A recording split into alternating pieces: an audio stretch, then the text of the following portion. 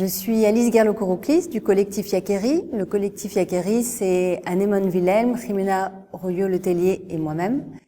Il est né pour les besoins et grâce à l'œuvre qu'on présente ici, Mur Invisible, puisque c'est une œuvre qui fait appel à différents savoir-faire, que ça passe par la création plastique, la technique, la couture, la programmation en informatique et en informatique musicale, le traitement des données, donc voilà tout un tas de savoir-faire qui permet qu'on a réuni pour faire cette œuvre.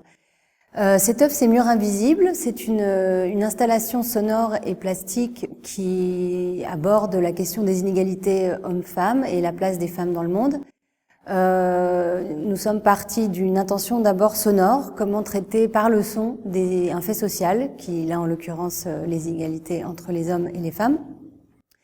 Et après ce travail sonore, nous avons eu envie de donner une forme plastique à cette traduction sonore, d'où l'installation aujourd'hui de plusieurs mobiles sur lesquels nous allons projeter ces données. Ces données, on les a choisies minutieusement, on est allé les chercher dans des sites qui les mettent à disposition. Ce sont des données en accès libre que l'on trouve par exemple sur le site de l'INSEE, l'Institut l'INED, l'Institut national d'études démographiques, sur le site des différents ministères, ministère du Travail, de l'Éducation, évidemment le ministère qui s'occupe, le secrétariat qui s'occupe de l'égalité entre hommes et femmes. Et nous avons ensuite choisi, reformulé, traité et fait agir ces données sur le son. L'évolution de l'œuvre, elle est assez importante puisque là nous présentons une version finale après l'avoir présentée dans différents endroits.